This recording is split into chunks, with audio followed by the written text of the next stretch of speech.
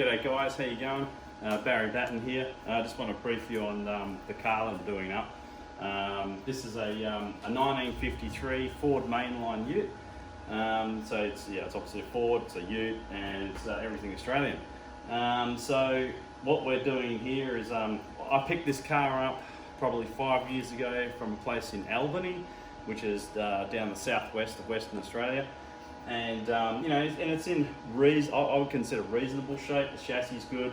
There's no major dents in it. There's a crap load of rust though. So as you can see here, we've got the usual rust spots in the rear arches, the doors, the sills, etc.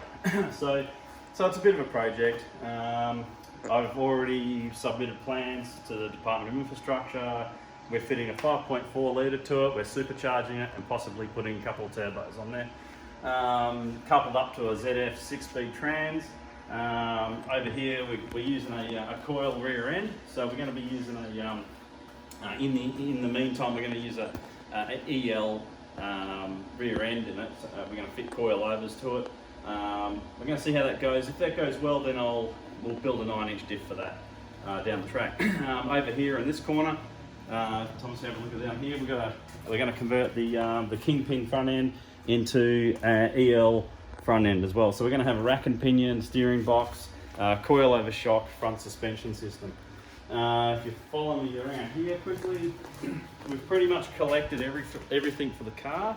I had a 1953 Mainline back when I was 14. I built my first car, and I used an XH or XG fuel tank. They fit really good in the back. Everything works, it's great. Up on the wall here, we've already collected, believe it or not, we've collected a new floor pan and a firewall, which is over here. Hanging up over here is the firewall. Now they're brand new parts, and believe it or not, they are Ford territory. Okay, so Ford territory parts have the right angle. The hip height is actually nearly identical to the Mainline. So we're going to be using that firewall from the territory and the floor pan from the territory. And just here we've got other bits of steel that we've already pressed up, so we can replace the steel in the tray. So we've got all the vertical beams that run up and down the tray. These are all done. I had them drawn up, I drew them up and had them cut out and bent. So that's all done. We've got engine blocks. We've got the transmission, and we've pretty much got a shelf full of gear up here. Exhaust systems, seats and consoles and everything like that. We've even got the wiring loom. So we'll go back around the other side of the car and I'll show you. Oh, these here, see, look at this. So these panels here, brand new from Ford. This is like a couple of $100 worth just for the floor pan and the brackets. And these are the seat brackets, and all that there will enable us to use the Ford Falcon BA to BF or even FG seats, so we can put some nice leather seats in it or something like that. So so wiring wise, I'm going to be going for a BF wiring loom. So we're going to do BF wiring loom, BF processor, which will control the ZF transmission. So that'll all be pretty modernized.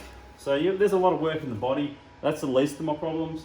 At the moment I just want to get the rear end done, spin the car around, and then do the front end, get all that working, get some steel back into the car before I even split the body from the chassis, because I pretty much don't want the car to fall in half because of the amount of rust in it.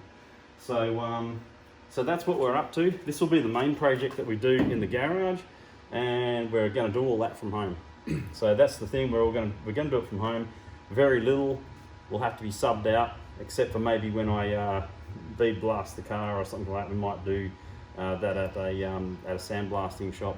Same with the chassis. I'd like to get that sandblasted as well. Get it back to bare metal when we've finished doing all the structural stuff to it, and then we'll put some paint over it.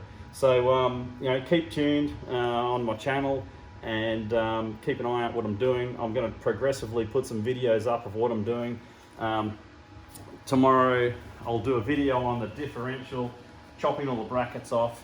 We're actually going to chop this diff down by 2.5 inches each side. We're going to move the brackets in, And then what we're going to do is we're going to fabricate and weld up some brackets to go on the chassis rail, and also beef up the chassis rail as well. And that'll be tomorrow's job. Anyway, signing out, and I'll see you next time. Thanks.